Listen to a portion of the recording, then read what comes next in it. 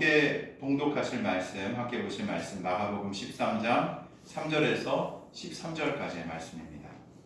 예수께서 감람산에서 성전을 마주 대하여 앉으셨을 때에 베드로와 야고보와 요한과 안드레가 조용히 묻되 예수께서 이르소서 어느 때에 이런 일이 있겠사오며 이 모든 일이 이루어지려 할 때에 무슨 징조가 있사오리이까. 예수께서 이르시되 너희가 사람의 미혹을 받지 않도록 주의하라. 많은 사람이 내 이름으로 와서 이르되 내가 그라하여 많은 사람을 미혹하리라. 난리와 난리의 소문을 들을 때에 두려워하지 말라. 이런 일이 있어야 하되 아직 끝은 아니니라.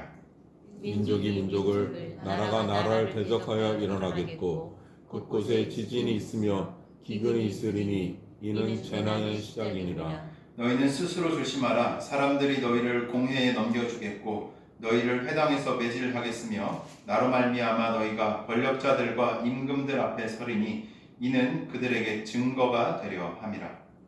또 복음이 먼저 만국에 전파되어야 할 것이니라. 사람들이 너희를 끌어다가 넘겨줄 때에 무슨 말을 할까 미리 염려하지 말고 무엇이든지 그때 너희에게 주시는 그 말을 하라. 말하는 이는 너희가 아니요 성령이시니라. 형제가 형제를, 아버지가 자식을 죽는 데에 내주며 자식들이 부모를 대적하여 죽게 하리라. 함께 읽겠습니다. 또 너희가 내 이름으로 말미암아 모든 사람에게 미움을 받을 것이나 끝까지 견디는 자는 구원을 받으리라. 아멘. 할렐루야. 반갑습니다. 네, 우리 좀 서로에게 인사할까요? 반갑습니다. 함께 예배함이 기쁨입니다. 네, 이렇게 좀 고백하시면 좋겠습니다. 날이 이제 더 추워진다 그래요. 그래서 요즘 뭐 주변에 보면은 감기 걸리신 분들도 많고 또 몸이 좀 안 좋으신 분들도 많은데 건강 유의하시고 또 뭐 좀 몸이 안 좋으신 우리 성도들도 있는 것 같습니다. 그래서 같이 좀 중보해 주시면서 함께 건강한 모습으로 주님을 예배할 수 있도록 우리가 좀 서로를 더 돌보고 또 중보하는 일들 잘 감당해 나갔으면 좋겠습니다. 예배는 특별한 시간입니다. 공적인 예배는 특별한 시간이라고 꼭 말씀드리고 싶어요.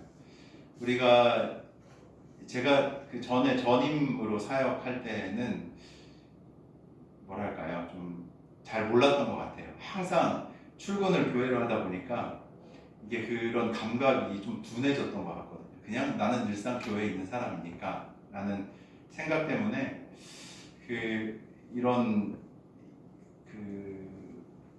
감각이 진짜 둔해졌던 것 같아요. 근데 제가 이제 주중에도 이제 별도의 사역들을 하고 일을 하면서 또 주일에 드리는 예배가 정말 더 특별하더라고요. 수많은 사람들을 만나고 또 우리가 일상에 감당해야 되는 여러 가지 일들이 있잖아요. 그 일들을 감당하면서 사는 게 참 쉽지 않구나. 그리고 그 사는 삶이 하나님의 기준에 맞춰 사는 게 더더군다나 쉽지 않구나 라는 것을 참 뼈저리게 느낍니다. 근데 그리스도인으로 살 수 있는 것은 이렇게 말씀대로 사는 거예요. 말씀대로 예수님이 우리에게 가르쳐 주신 대로 성경이 우리에게 행하라고 하신 대로 살아가는 게 그리스도인의 삶입니다. 이 공적인 예배는 그 시간을 회복하는 시간인 줄로 믿습니다. 공적인 예배는 우리가 어디로 가야 하는지에 대한 방향을 다시 확인하게 하는 시간이 되는 거예요. 하나님이 우리의 주인이시라는 것을 다시 발견하는 시간이 되며 이 혼동하기 쉬운 이 세상 안에서 내가 내 걸음을 어디로 향해 가야 할지를 다시 한번 명확하게 세우는 시간이 바로 이 예배의 시간이 되는 것이죠. 그래서 저는 이 예배가 참 좋습니다. 제가 인도하기도 하지만 저도 제 삶의 방향을 다시 확인하는 시간이 돼요. 내가 무엇을 위해 이 땅에 있는가? 어떤 일을 하면서 이 땅에서 살아가야 하는가? 내 삶의 시간을 어떻게 더 가치 있게 보낼 수 있는가를 이 예배하는 시간을 통해서 발견하게 되는 것이죠. 사랑하는 우리 민들레교회 모든 성도님들에게도 동일한 은혜가 있길 주의 이름으로 축원합니다.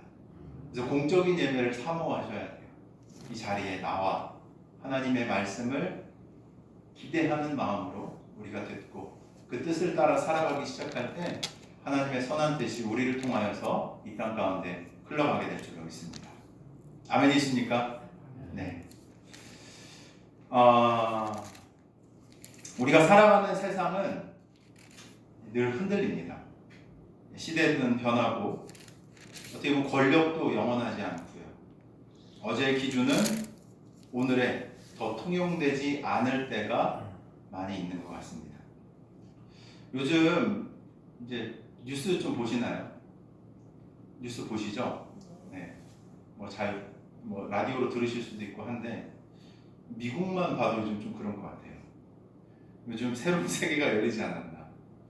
근데 한때는 뭐 세계 질서를 이끌면서 뭐 세계 경찰의 역할을 한다고 여겨졌던 나라가 미국이었습니다.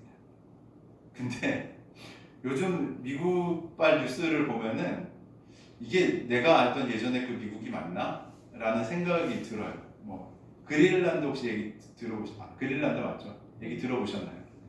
네, 거기 땅 이제 우리가 차지할 거다. 얼마 전에는 어디 갔었죠? 대통령 잡아왔잖아요.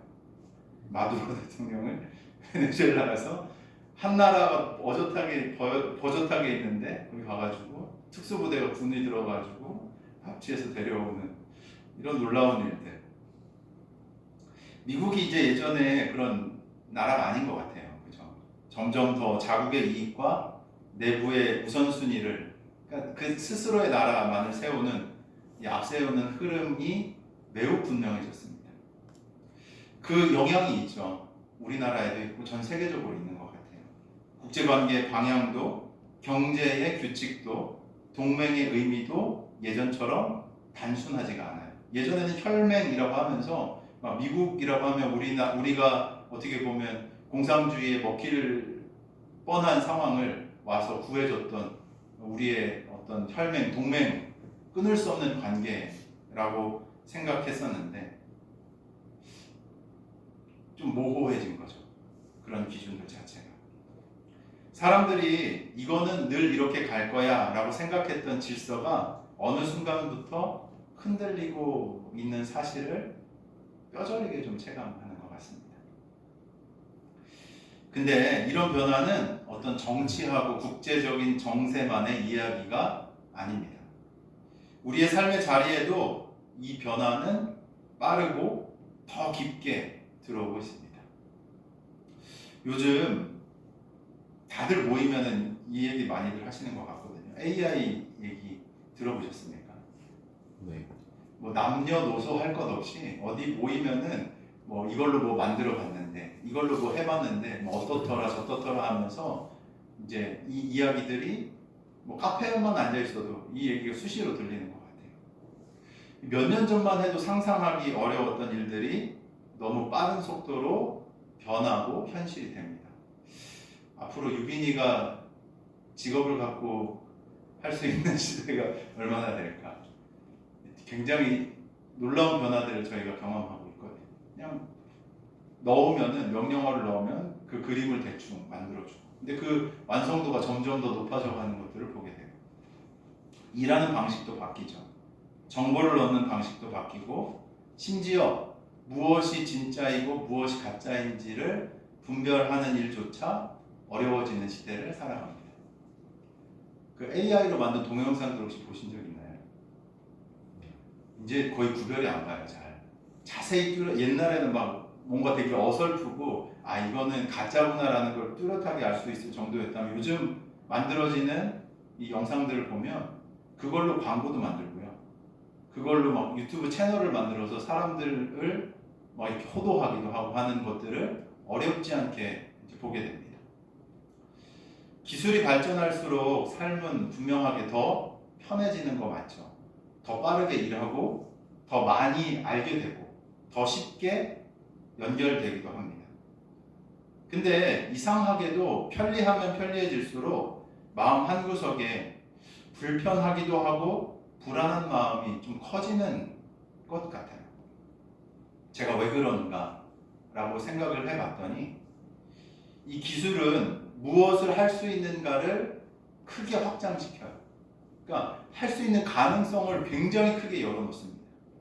근데 그게 무엇이 옳은가를 자동으로 정해주지는 않는다는 거죠.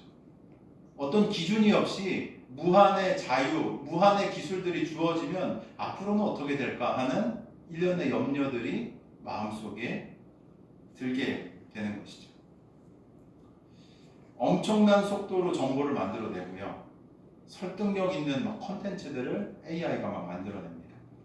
그래서 이제는 정보가 부족해서가 아니라 정보가 오히려 분별이 더 어려워진 시대를 우리가 살고 있는 것이죠. 이런 시대를 보니까 사람들이 이렇게도 얘기하더라고요. 뉴 노말의 시대다. 혹시 들어보셨습니까? 뉴 노말. 뉴 노말이 뭐냐면 예전에 내가 가졌던 기준이 그대로 통용되지 않고 익숙했던 방식 자체가 아예 변경이 되고 수정이 되는 시기. 그게 일상이 되는 시기가 뉴 노말의 시기예요. 이제 아마 그 체감을 얼마나 하실지 모르겠지만 제가 전기전자 컴퓨터를 전공을 했거든요. 컴퓨터를 제가 2000년도에 배웠는데 이제 일자리가 없어요. 예전의 스타일로 일하는 사람들에 대한 일자리는 이제 거의 다 사라졌습니다. 기술의 그러니까 AI를 이제 떼놓고 얘기할 수 없는 시대가 왔어요. 모든 것이 다 이제 연동이 됩니다. 심지어 여러분이 뭐 흔하게 쓰시는 카카오톡 안에서도 자체 AI 또 집어넣어가지고 뭐 하더라고요. 그러니까 이것과 뗄래야 뗄 수 없는 시대가 이제 우리에게 다가왔다는 것이죠. 이런 시대에 사람들은 이런 질문들을 할 수밖에 없는 것 같아요. 내가 믿고 따라야 할 기준은 무엇인가? 내가 이 변화 속에서도 흔들리지 않을 수 있는 기준이 있을까? 라는 질문들. 이런 혼돈의 시기에 사람들이 무엇을 자신의 기준으로 붙잡고 사는지 되게 쉽게 드러나요. 결국 사람이 무엇을 선택하고 무엇으로 결정하느냐가 그 사람이 실제로 믿고 따르는 신념의 기준을 드러내주는 것이거든요. 혼동의 시대에 내가 믿고 있는 게 더 명확하게 드러난다는 얘기예요. 그가 결정하고 선택하는 것에 따라. 신앙을 가진 그리스도인들에게도 마찬가지입니다. 우리가 정말 무엇을 붙들고 있는가가 오히려 이런 빠른 변화 또 혼동의 시기에 드러나게 되는 것이죠. 이런 혼동의 시기에 우리는 무엇을 붙들어야 될까요? 세상이 주는 불안이 아니라 변하지 않으시는 하나님과 그분이 주신 말씀을 기준으로 삼아야 할 줄로 믿습니다. 하나님의 말씀은 이 흔들리는 세상에 사는 자들에게 분명하게 얘기합니다. 히브리서 12장 28절. 그러므로 우리가 흔들리지 않는 나라를 받았은즉 은혜를 받자. 이로 말미암아 경건함과 두려움으로 하나님을 기쁘시게 섬길지니. 말씀을 기록하죠. 예수님을 믿는 우리가 받은 나라, 방금 읽어드렸던 말씀처럼 어떤 나라라고 이야기합니까? 흔들리지 않는 나라다라고 이야기합니다. 세상처럼 흔들리는 나라가 아니라 우리가 받은 나라는, 그리스도인들이 소유하고 있는 나라는 무슨 나라다? 흔들리지 않는 나라다. 왜 그렇습니까? 그 나라의 기초가 사람이 아닌 거예요. 어떤 요동하고 변동되는 것이 아니기 때문입니다. 누가 그 나라의 기초가 되십니까? 바로 하나님이시기 때문에 그래요. 영원하시고 지존하시고 변하지 아니하시는 분. 주님께서 그 나라의 왕이시기에 그 나라는 흔들리지 않고 끝까지 서는 것이죠. 오늘 우리가 함께 나눌 마가복음 13장 말씀은 바로 이 지점에서 우리에게 중요한 진리를 선언하고 있습니다. 흔들리는 시대를 두려워하지 말고 교회가 무엇 위에 서 있어야 하는지를 다시 점검하고 확인하라는 예수님의 말씀이 기록되어 있는 것이죠. 마가복음 13장 오늘 본문은 흔히 감람산 강화라고 부릅니다. 감람산에 앉으셔서 제가 가봤더니 이 감람산이 이 예루살렘 성을 딱 볼 수 있는 언덕백이더라고요. 그래서 그 감람산에 앉으셔서 예수님이 예루살렘 성전을 바라보면서 제자들에게 가르치셨던 감람산 강화라고 불리우는 장면입니다. 오늘 혼돈의 시대를 살고 있는 우리가 예수님의 말씀을 따라 흔들리는 시대 속에서도 끝까지 남는 교회가 무엇인지 확인하고 발견하는, 또한 그 진리로 살아가는 은혜가 있기를 주님의 이름으로 축원합니다. 이 말씀을 제대로 먼저 이해하려면 이 말씀이 어떤 상황 속에서 나왔는가를 분명히 확인해야 됩니다. 우리 13장 1절 말씀 한 번 더 좀 읽어볼까요? 한 목소리로 읽겠습니다. 시작. 예수께서 성전에서 나가실 때에 제자 중 하나가 이르되 선생님이여 보소서 이 돌들이 어떠하며 이 건물들이 어떠하나이까. 네, 우리가 지난주에 함께 살펴본 장면이죠. 이 제자들이 성전을 보면서 어떻게 하는 거예요? 막 감탄을 하는 거예요. 선생님 보십시오. 정말 아름다운 돌들이지요. 정말 아름다운 건축물이지요. 라고 하면서 예수님께 이 성전의 아름다움을 자랑하고 있는 겁니다. 이 당시의 예루살렘은 단순한 예배의 공간이 아니었어요. 이 성전은 유대인들에게 신앙의 중심이었고 또 민족의 자부심, 그리고 삶의 안전을 보증해주는 어떠한 그 국가적인 상징처럼 여겨졌던 것이 바로 성전이죠. 쉽게 말하면 성전은 무엇이라 할 수 있는가 하면 흔들리지 않는 기반이었어요. 하나님께서 누구와 함께 하신다? 우리 민족과 함께 하신다. 하나님이 이 성전에 계신다. 그렇기에 우리 민족은 흔들리지 않는다 라는 어떤 변함없는 기조, 기반처럼 이 성전을 여겼다는 거죠. 근데 예수님께서는 지금 그 자랑하는 제자의 이야기 다음에 이어서 13장 2절을 보면 뭐라고 선언을 하시냐면 돌 하나도 돌 위에 남지 않고 뭐요? 다 무너뜨려지리라 라고 선언하십니다. 이 말씀을 듣는 제자들 어떤 마음이었겠어요? 큰 충격이었습니다. 그들이 기대하고 있었던 가장 큰 안전이 무너질 수 있다는 이야기이기도 했다는 것이죠. 근데 이 메시지를 좀 오해하면 안 되는 것이 예수님께서 어떤 이 성전의 의미나 성전 자체를 가볍게 여기셨다라는 뜻이 아니에요. 이게 무슨 의미인가 하면 예수님은 성전 중심으로 돌아가던 옛날의 체제가 이제 끝날 것이다라고 얘기하는 거예요. 예수님이 구약해 주셨던 그 성전, 구약으로서 자신의 약속을 성취하려고 하셨던 그 약속이 이제 새롭게 갱신되어질 것이라는 얘기를 이 방식으로 말씀하신 것이죠. 이제 예수님 자신을 통해서 새 언약의 길이 열릴 것이라는 말씀을 하신 겁니다. 동시에 눈에 보이는 기반이 흔들릴 때 믿음이 어디에 있어야 하는지, 무엇 위에 서야 끝까지 설 수 있는지를 가르치시기 위해서 오늘 본문의 말씀들을 이야기하고 계신 겁니다. 예수님의 이런 충격적인 대답을 들은 제자들 어떻게 할까요? 그냥 가만히 있을 수 없었겠죠. 그래서 어떻게 합니까? 13장 4절을 보면 예수님을 찾아가서 질문하는 거예요. 예수님, 어느 때에 이런 일이 있겠사오며 또 어떤 징조가 있사오리까? 라고 예수님께 질문하는 거죠. 이 질문을 들으신 예수님 뭐라고 대답해 주시는 게 맞을까요? 제자들이 뭐라고 물었죠? 어느 때라고 물었잖아요. 그러면 뭐라고 대답해 주시는 게 맞아요? 언제라고 말씀해 주시는 게 맞아요. 근데 예수님은 언제라고 하면서 날짜부터 얘기하시지 않고 그 질문에 대해서 가장 먼저 뭐라고 말씀하시는가 하면 제자들이 갖추어야 될 준비를 말씀하시는 거예요. 첫 번째 준비. 어떤 전쟁에 대비하라는 말이 아니라 사람들의 말과 분위기에 휩쓸려 뭐라고요? 미혹을 받지 않도록 조심하라 라는 경고로 그 질문의 대답을 예수님께서 하시는 거죠. 우리 5절과 6절 말씀 한번 읽어볼까요? 시작. 예수께서 이르시되 너희가 사람의 미혹을 받지 않도록 주의하라. 많은 사람이 내 이름으로 와서 이르되 내가 그라하여 많은 사람을 미혹하리라. 이 말씀이 아주 현실적인 이유가 있어요. 이게 예수님의 말씀을 지금 누가 듣고 있는 거예요? 예수님의 제자가 듣고 있는 거거든요. 그러면 예수님이 사셨고 그죠? 예수님이 부활하시고 승천하시고 예수님의 제자들이 살았던 그 시대 당시에 매우 현실적인 얘기였어요. 역사적으로 예루살렘이 몇 년도에 무너지는지 아십니까? AD 70년.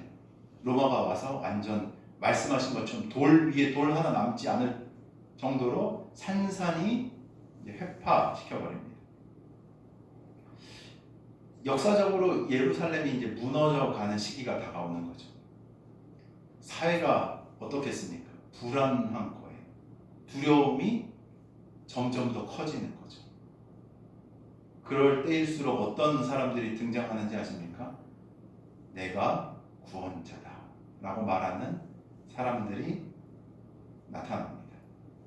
제가 흥미로워서 예전에 한번 찾아봤었는데 우리나라에도 재림 예수가 한 100여 분 정도 계십니다.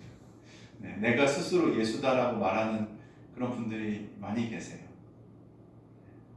혼란스러운 시기일수록 이런 사람들이 뭐예요? 내가 구원자다라고 말하는 사람들이 나타난다는 거예요. 사람들이 흔들릴 때 그러니까 복잡한 설명보다 단순하고 강한 말에 끌리기가 쉬워요.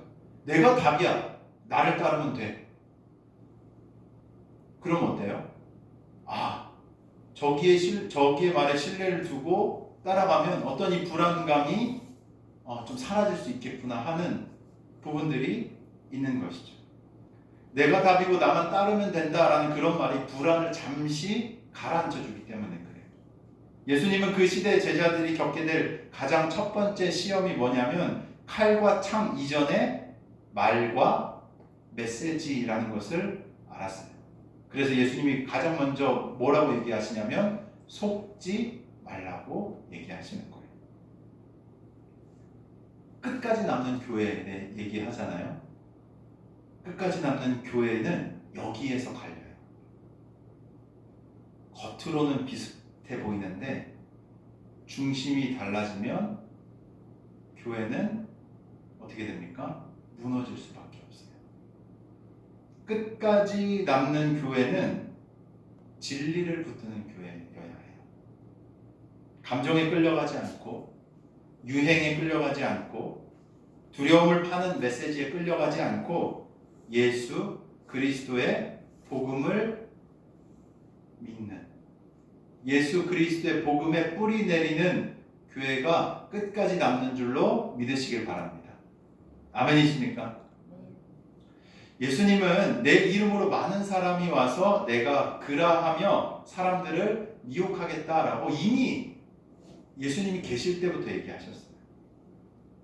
여기서 중요한 것은 이런 속임들은 대체로 노골적으로 오기보다는 그럴듯한 옷을 입고 온다는 사실이에요. 겉으로는 되게 신앙적인 말처럼 들리고 하나님을 말하는 것처럼 보이지만 그 메시지가 잘 들으세요. 그 메시지가 결국에 사람들의 마음을 예수님에게로가 아니라 다른 곳으로 끌고 간다면 그게 바로 뭐라고요? 미혹이에요.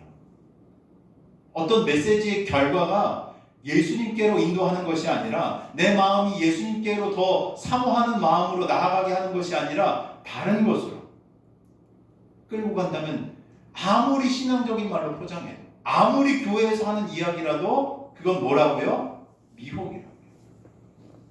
예를 들어서 복음이 무엇을 얘기하냐면 회개와 믿음을 얘기합니다.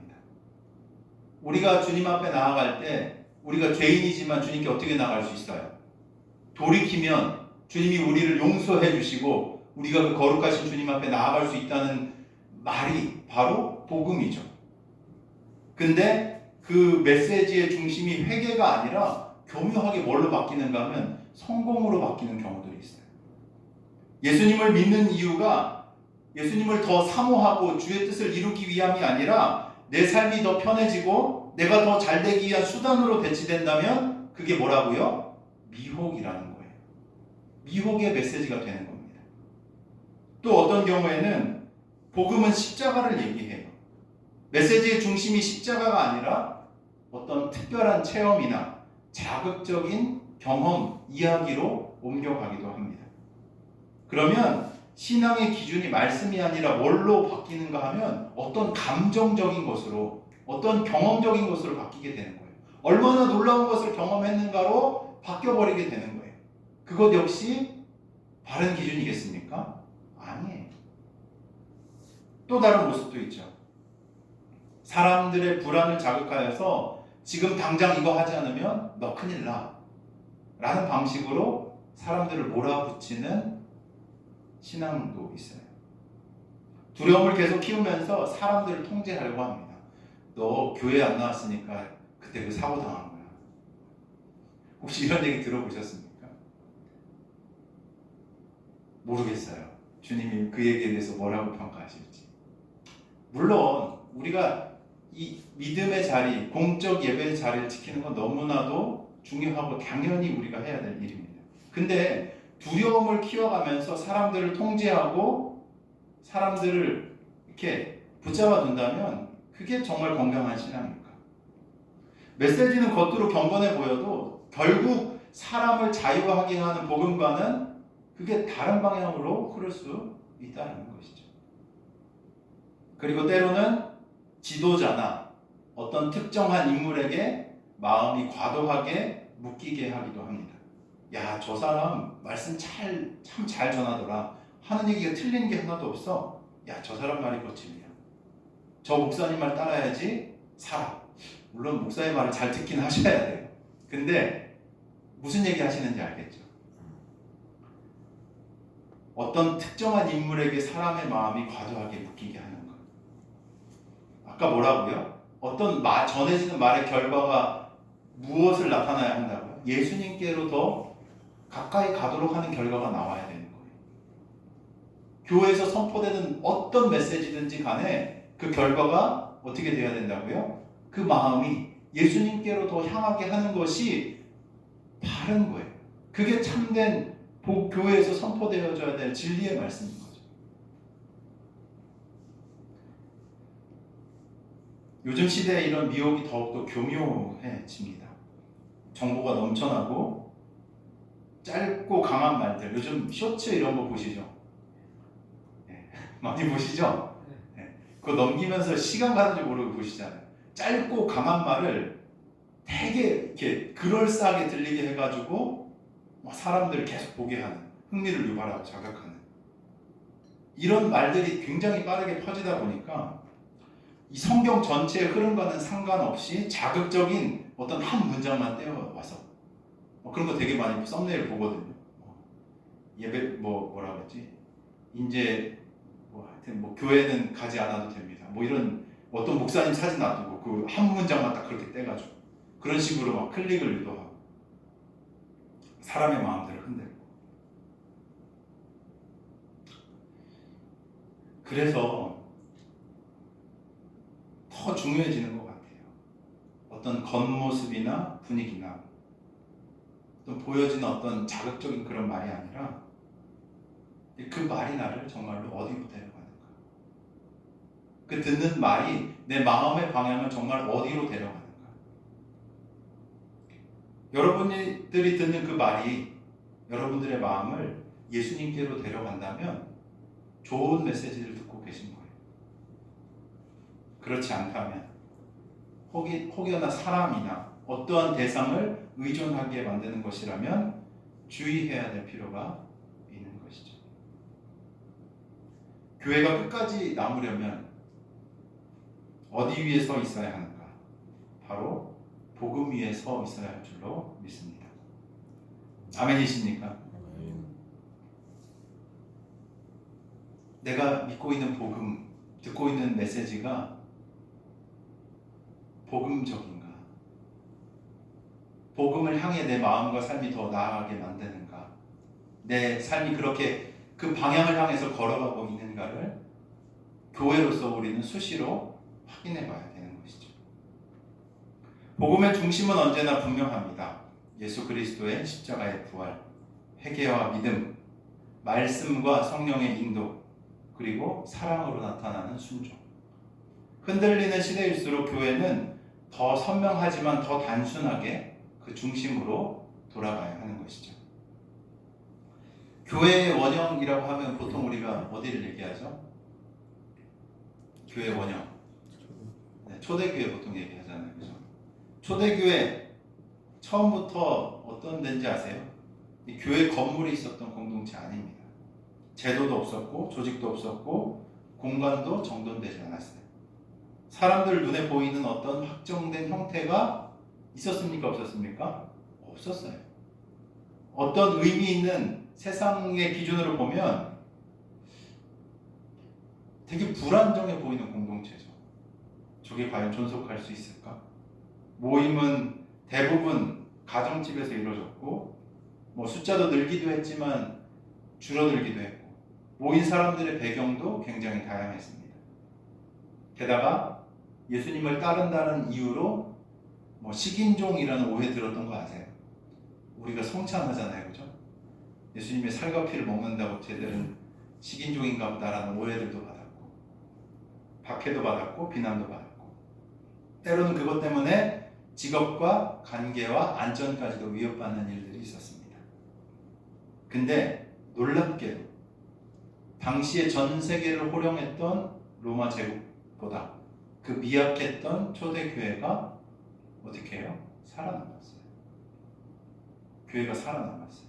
그래서 지금까지 그 교회가 이어지고 있는 것이죠. 무엇이 그 교회를 붙든 겁니까? 건물이 지켜줬나요? 권력이 그들을 보호해줬나요? 붙은 거 딱 하나예요. 초대교회가. 뭐 붙들었어요? 복음. 예수님 믿고 예수님의 그 복음의 메시지를 붙들었던 거예요. 그 복음이, 그 중심이 공동체를 살렸던 거죠. 초대교회가 붙들었던 건 분명합니다. 그들이 사도들의 가르침 위에 서려고 노력했고 떡을 떼면서 예수님의 십자가와 부활을 반복해서 기억했으며 기도로 하나님께 연결되어 있었고 서로의 필요를 돌보며 사랑으로 실제 삶을 그렇게 살아갔던 것이죠. 흔들림이 왔었어요. 엄청난 흔들림이 있었습니다. 지금 우리가 읽고 있는 이 마가복음도 무슨 박해 시대 때 쓰여진 말씀이라고 전해드렸죠? 네로 박해 때. 막 사람들을 토치로 썼던 시대예요. 횃불로 썼다고요. 회칠해가지고. 그런 시대에도 교회가 살아남았어요. 근데 이때는 로마 시대 때만, 마가복음이 썼던 시대는 로마 시대 때 로마 지역에만 국한됐거든요.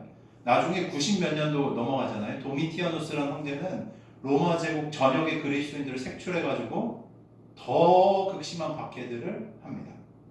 없어져야 되는 게 맞죠. 일반적인 상식으로 그렇잖아요. 건물도 없고 제도도 없고 어떤 구심점도 없었는데 뭐 정치 세력의 비호도 없었는데 어떻게 그런 공동체가 살아남을 수 있겠습니까? 그 거대한 제국의 압박을 받았는데 뭐 때문에 살아남은 거예요? 복음 때문인 거예요. 흔들리지 않는 기반, 예수님이 말씀하신 그 복음을 붙잡고 있었기 때문에 그 교회가 오히려 그 로마 제국보다, 로마 제국 없어졌잖아요. 쪼그라들고 사라졌어요, 그 제국은. 근데 교회는 어떻습니까? 지금도 온 땅에 확장되어져 가고 있는 줄로 믿으시길 바랍니다. 그게 교회인 거예요. 복음 위에 서 있으면 교회는 무너지지 않고 흔들리지 않는 겁니다. 오늘 본문에서 예수님이 하시는 말씀이 바로 이거예요. 흔들림을 피하는 방법을 예수님 먼저 얘기하시지 않고 흔들림이 오는 현실 속에서 교회가 무엇으로 끝까지 서는지를 확인하게 하시는 거예요. 그 핵심은 언제나 같아요. 뭐라고요? 복음. 분명한 진리의 기반인 복음으로 살아가는 저와 여러분들이 되시길 주의 이름으로 축원합니다. 네. 예수님 계속해서 말씀하시죠. 7절과 8절 같이 한번 읽어보겠습니다. 시작. 난리와 난리의 소문을 들을 때에 두려워하지 말라. 이런 일이 있어야 하되 아직 끝은 아닙니다. 민족이 민족을, 나라가 나라를 대적하여 일어나겠고 곳곳에 지진이 있으며 기근이 있으리니 이는 재난의 시작이다. 예수님은 제자들에게 이 말씀을 보면 현실을 숨기지 않으세요. 민족이 민족을 대적하고 나라가 나라를 대적하고 곳곳에 지진과 기근이 있을 것이다 라고 말씀하십니다. 다시 말해서 예수님은 무슨 얘기를 하시는 거예요? 세상이 흔들릴 것이다 라는 걸 분명히 인정하시고 얘기하신 거예요. 믿는 사람이라고 해서 이 흔들림을 피해가는 것이 아니라 믿는 사람들도 흔들림의 한 가운데를 지나가게 된다라고 예수님 말씀하시는 거죠. 근데 예수님이 말씀하신 이 방금 본문에서의 강조점은 흔들림이 있을 것이다가 강조점이 아니에요. 예수님이 더 강하게 말씀하시는 핵심은 무엇인가 하면 7절에 있는데 뭘까요? 찍어보세요. 뭘까요?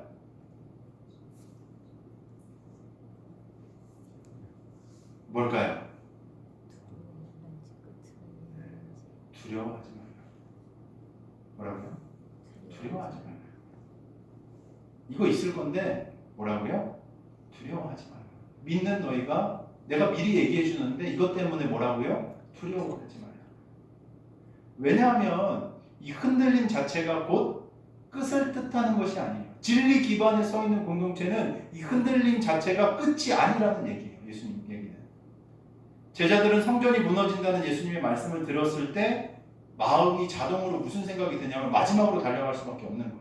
야, 이제 모든 게 끝이 나나 보다. 이제 모든 게 무너지는 건가? 예수님 뭐라고 얘기하세요? 이런 일이 있어야 하되 아직 뭐요? 끝은 아니다 라고 얘기하십니다.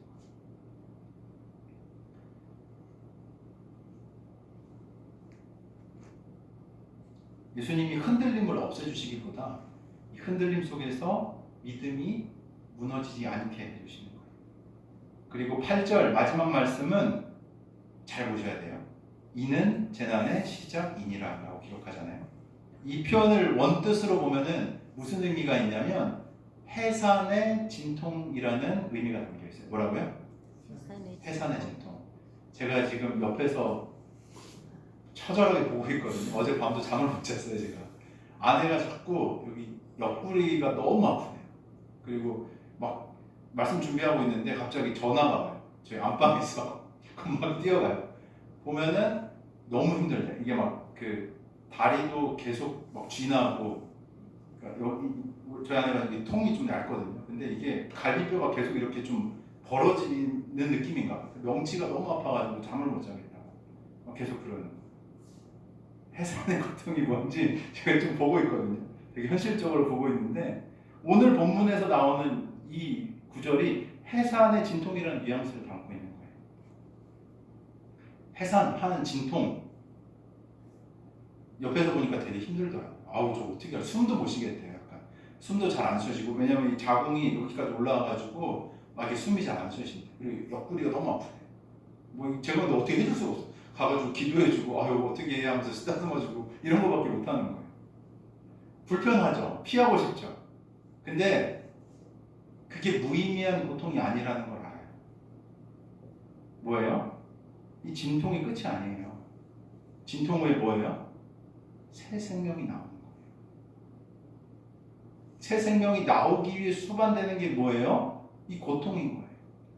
예수님은 이 제자들이 흔들릴 때마다 공포로 주저하지 않도록 이 모든 것이, 이 모든 과정이 마치 새로운 존재가 태어나는 것처럼, 새 생명이 잉태되어서 나오게 되는 것처럼 하나님의 손 안에 있어. 너희가 그 과정 안에 그 온 세상이 흔들리는 것 같은 이 시기 안에도 뭐라고 얘기하시냐면 두려워하지 마라. 두려워하지 마. 이건 그냥 시작이야. 하지만 너희는 이것 때문에 흔들릴 필요가 없어. 진통은 끝이 아니고 과정이고 새 생명이 나오게 될 거야. 흔들리는 순간에도 하나님은 여전히 왕이시고 역사는 여전히 하나님의 주관 아래 있다는 사실을 예수님은 지금 제자들에게 말씀하고 있는 것이죠. 그래서 끝까지 남는 교회는 세상의 소식에 휩쓸려 방향을 잃는 교회가 아닙니다. 제가 서두에 말씀드렸듯이 앞으로 세계의 정세가 어떻게 바뀌어갈지 몰라요. 지금까지 우리가 살던 어떤 이 시대에 이럴 거야 라고 추측했던 것들이 하루아침에 어떻게 바뀌어질지 모르는 세상에 우리는 살아갑니다. 근데 그런 것 때문에 교회는 흔들리는 곳이 아니라는 거예요. 세상의 소식에 휩쓸려서 방향을 잃는 것이 교회가 아니라는 겁니다. 끝까지 남는 교회는 시대의 흔들림을 그대로 막 받아 적는 교회가 아니라 그 흔들림 위에 무엇 하는가 하면 하나님의 말씀을 올려놓고 해석할 줄 아는 교회가 끝까지 남는 교회라는 여러분 말씀을 더 아셔야 돼요. 말씀을 더 사모하셔야 됩니다.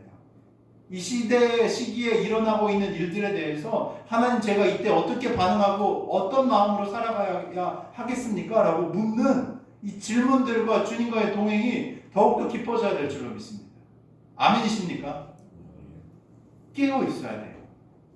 저는 진짜 주님 곧 오시지 않을까? 이런 생각하거든요. 우리 셋째 장가가는 거 볼 수 있을까? 이런 생각도 합니다. 뭐 물론 모르죠. 근데 깨어서 이 시기와 이때에 주님이 나에게 무엇을 요청하고 계시는가를 들을 수 있어야 돼요. 교회들이 깨어서. 우리가 되게 미약한 교회라고 할 수 있지만 깨어서 기도하는 일들 우리 할 수 있어요. 교회들을 갱신하는 일들 할 수 있습니다. 어떻게 해요? 기도해야죠. 주님의 말씀을 붙들고 하나님 이 땅에 있는 교회들이 깨어서 주의 뜻을 분별하고 주의 나라를 준비하는 교회들로 주님 일어나게 하여 주십시오. 이런 기도 주님께서 지금 이 시기에 너무나도 듣기 원하신다고 저는 생각합니다. 아멘이십니까? 기도해야 해요. 말씀을 붙들고 하나님 긍휼히 여겨주십시오. 이 혼동한 시대에 수많은 영혼들이 낭망하고 떨어져 나가고 엉뚱한 것에 그 삶을 낭비하고 있는 이 시대에 하나님 교회를 깨우셔서 교회들을 일으키셔서 하나님의 아름다운 뜻을 성취해 가 주십시오. 우리가 기도해야 하지 않겠습니까?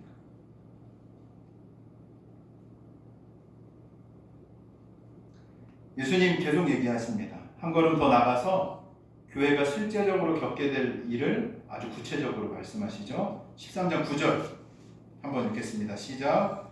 너희는 스스로 조심하라. 사람들이 너희를 공회에 넘겨주겠고 너희를 회당에서 매질하겠으며 나로 말미암아 너희가 권력자들과 임금들 앞에 서리니 이는 그들에게 증거가 되려 함이라. 아멘. 이 말씀은 단순하게 어려움이 있을 것이다 라는 추상적인 예고가 아닙니다. 실제로 이 내용이 그대로 사도행전에 나오는 거 아시죠?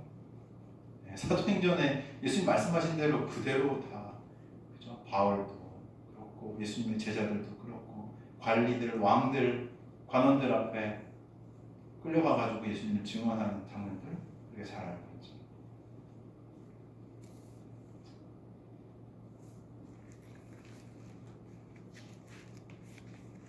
초대교회 성도들은 실제로 그런 일을 겪었습니다.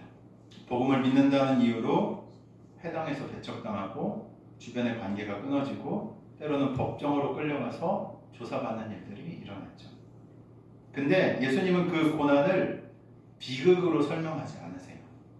예수님은 그 자리의 의미를 뭐라고 얘기하시는가 하면 13장 9절 마지막에 그 모든 장면의 의미를 뭐라고 얘기하시냐면 이는 그들에게 뭐요?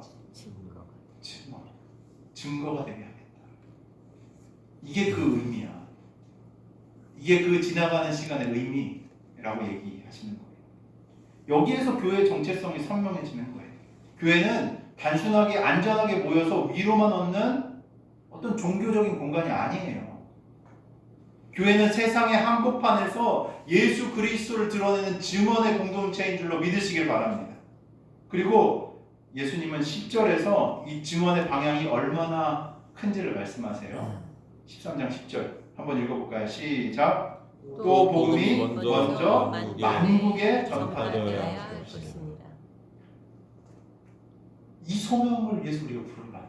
교회는 이것 때문이라고요. 무슨 존재의 의미가 있어요? 무슨 존재의 의의가 있어요? 이것 때문이라고 예수님 분명하게 얘기하시는 거예요. 우리의 증언이 만국에 전파되어지는 것. 우리 작은 교회지만 본질에 충실하고 싶습니다. 그래서 뭐해요? 선교사님들 우리 돕고 있어요. 선교사님들이 우리가 가지 못하는 그곳에 가셔서 만국에 주의 복음을 전하는 일을 감당하고 계십니다. 그 일들을 하기 위해서 교회가 모이는 거예요. 우리끼리 모여서 하하호호하고 안전한 공동체를 만들기 위해 교회가 있다라고 하면 큰 착각입니다. 아니에요. 복음을 위해서 만국에 주님이 어떤 분이신지를 증언하고 드러내기 위해서 교회가 존재한다는 겁니다. 속이 터져요. 어떤 때는 제가. 교회 복음이 어디 갔나.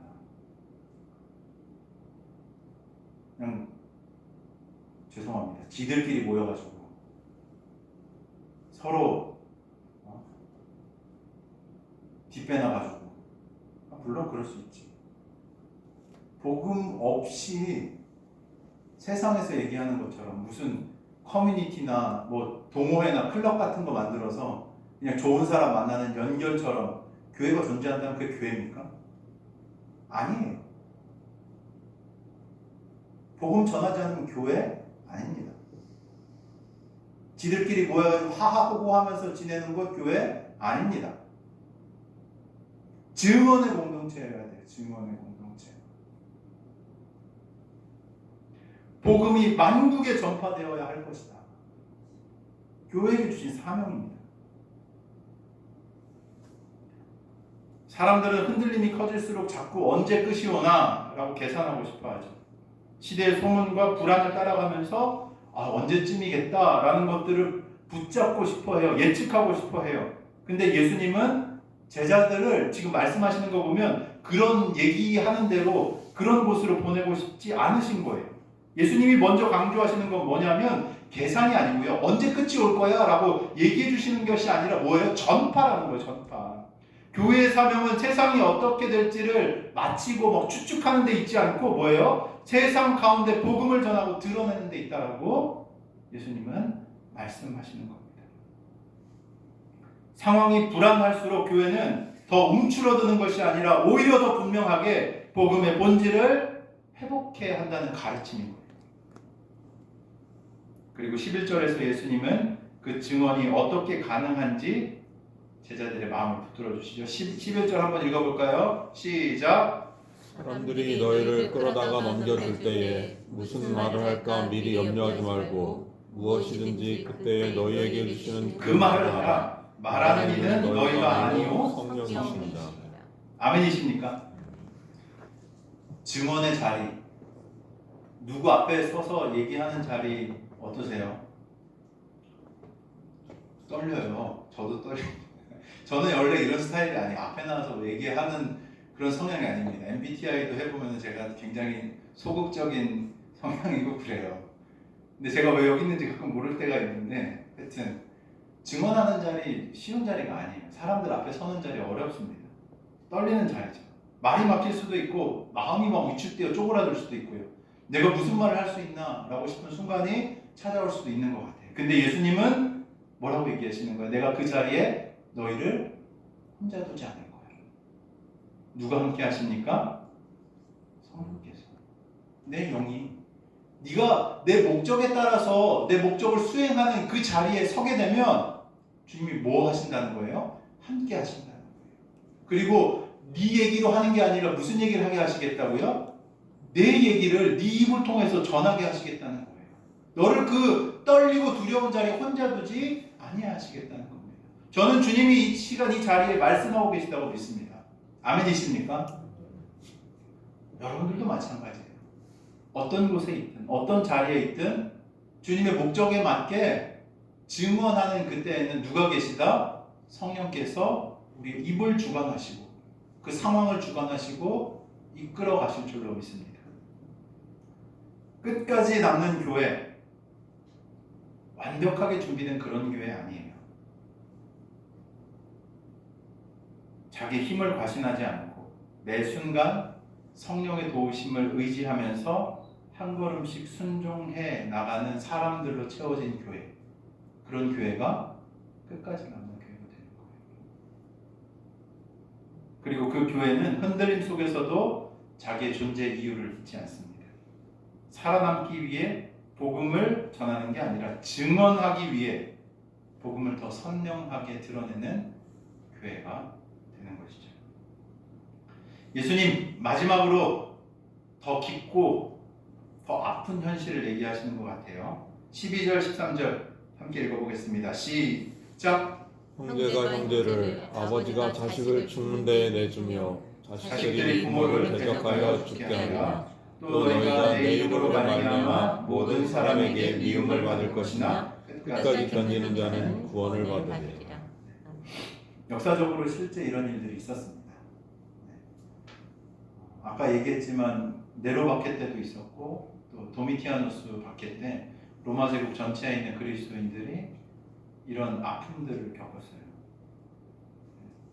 가까운 자리, 그죠? 바깥에서 오는 박해가 아니라 더 보호받아야 될 자리, 가장 안전하다고 여겨지는 관계 안에서도 이 믿음 때문에, 신앙 때문에 갈라짐이 올 수 있다고 말씀하시는 거죠.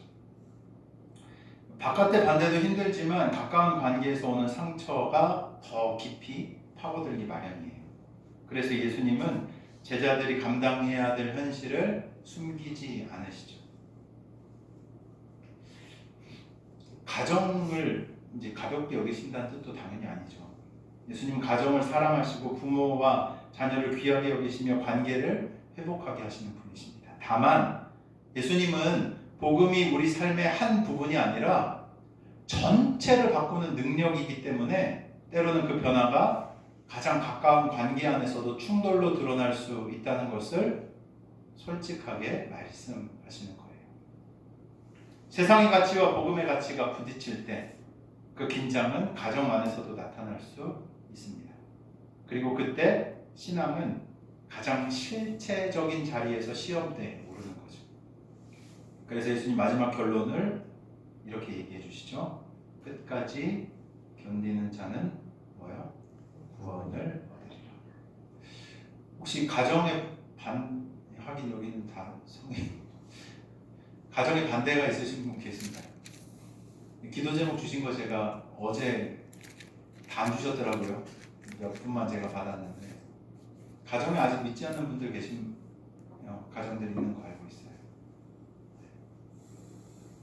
기도하셔야 됩니다.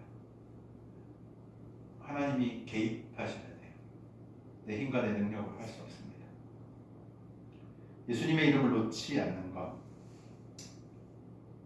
복음을 포기하지 않는 것, 상황이 흔들려도 주님께 대한 신뢰를 잃지 않는 것. 보면 제가 이거 마지막으로 좀 보면 끝까지 뭐 하는 자는 구원을 얻는데요. 견딘다고 하면 좀 어떤 생각 드세요? 막 이를 악물고 막 버텨내고 막 근성으로 막 이렇게 견뎌야 되고 이런 것일까요? 이 견디다는 건 믿음으로 서는 걸 얘기하는 거예요. 믿음으로 서는 거. 조금 전에 말씀드렸지만 어떤 상황에서도 예수님의 이름을 놓지 않는 것, 복음을 포기하지 않는 것, 상황이 흔들려도 주님께 대한 신뢰를 잃지 않는 것, 바로 하나님에 대한 사랑을 잃지 않는 거예요. 끝까지 남는 교회는 주님에 대한 사랑을 잃지 않는 교회입니다. 미움이 밀려와도, 배척이 밀려와도, 관계가 흔들려도 주님이 가신 그 사랑의 길을 포기하지 않는 교회가 끝까지 가는 교회가 되는 거죠. 손해를 보더라도 예수님의 마음을 포기하지 않고, 상처를 받더라도 복음이 가르치는 방향으로 다시 걸어가려고 하는 교회. 예수님 그 길이 쉽다고 얘기하지 않으세요. 근데 그 길이 어디로 인도하는가? 구원으로 이어지는 길이다. 그게 구원의 길이다 라고 말씀하시는 겁니다. 끝까지 서는 믿음, 끝까지 지키는 복음, 끝까지 남는 사랑, 그것이 주님이 말씀하시는 교회의 길이 되는 거죠. 말씀을 정리하려고 합니다. 예수님께서 가르치신 교회, 끝까지 남는 공동체, 어떤 데입니까? 오늘 본문이 우리에게 보여주는 방향은 분명합니다. 흔들림이 사라지는 교회가 아니라 흔들림 속에서도 본질을 잃지 않는 교회가 끝까지 남는다. 첫 번째, 끝까지 남는 교회는 진리가 중심인 교회예요. 혼동이 많고 미혹이 많은 시대일수록 교회는 더 단순하고 선명해야 합니다. 예수 그리스도의 십자가의 부활, 회개와 믿음, 말씀과 기도, 사랑과 거룩, 이 복음의 뼈대가 흐려질 때 교회는 겉으로는 멀쩡해 보여도 안으로부터 골마가는 거예요. 시대가 바뀌어도 세월이 지나도 교회가 바꿀 수 없는 것, 바로 예수님의 복음이에요. 그 핵심을 분명하게 지키는 교회가 끝까지 남는 줄로 믿습니다. 둘째, 끝까지 남는 교회는 두려움이 아니라 말씀을 기준으로 움직이는 교회예요. 예수님 분명히 얘기하시죠. 두려워하지 말라. 흔들림이 없을 것이라고 하신 것이 아니라 흔들림이 와도 두려움이 주인이 되지 못하게 해라 라고 말씀하시는 거예요. 교회가 상황에 따라 두렵기 때문에 그것을 피하기 위해 판단하기 시작하면 교회가 흔들리고 움츠러들 수밖에 없어요. 그러나 반대로 말씀을 기준으로 삼으면 상황이 어려워도 방향을 잃지 않을 수 있다는 거예요. 흔들려도 해야 할 일을 하고 어려워도 잃지 말아야 할 것을 지키며 소문에 끌려가지 않고 사명으로 걸어갈 수 있는 거예요. 우리 민들레 교회는 사명으로 움직이는 교회가 되길 주의 이름으로 축원합니다. 끝까지 남는 교회, 마지막으로 증언을 멈추지 않는 교회. 구절을 통해서 환난이나 어려움이 결국 사람들에게 증거가 되게 하기 위함이라고 하셨어요. 증언은 어떤 특별한 사람들만 하는 것이 아닙니다. 가정에서의 말과 태도, 직장에서의 정직함, 이웃을 향한 배려, 어려운 사람 곁을 지키는 꾸준함, 손해를 감수하는 선함, 원망 대신 감사로 하루를 살아내는 믿음. 이 모든 것이 복음을 드러내는 증언이 되는 거예요. 교회는 결국 세상 가운데서 예수님을 보여주는 공동체입니다. 그 존재의 이유를 알고 그대로 살아가는 교회는 끝까지 남게 되는 것이죠. 아까 견디는 거 잠깐 얘기했는데 이 견딤은 혼자 버티는 것만을 이야기하는 게 아니에요. 아까 얘기했지만 가장 먼저 누가 우리와 함께 하십니까? 성령께서 우리와 함께 하시고 진리를 붙들고 진리대로 살아가려 하는 자들에게 성령께서 함께 하십니다.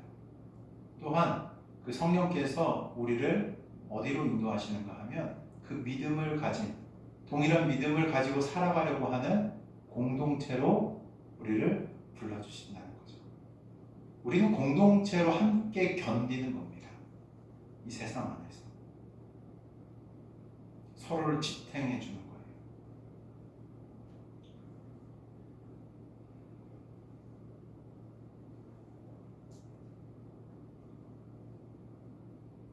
우리 민들레 교회가 복음이 남는 교회가 되기를 축복합니다. 우리 민들레 교회가 증언이 남는 교회가 되기를 축복합니다. 우리 민들레 교회가 환난을 넘어서는 믿음이 남는 교회가 되기를 축복합니다. 박해와 손해가 있어도 복음의 증언을 멈추지 않는 교회. 관계의 아픔 속에서도 사랑을 잃지 않고 끝까지 견디는 교회. 우리가 주님을 신뢰하고 우리 삶을 주님께 맡긴다면 주님은 우리를 약속하신 것처럼 인도하실 거예요. 끝까지 견디는 자는 구원을 얻겠다.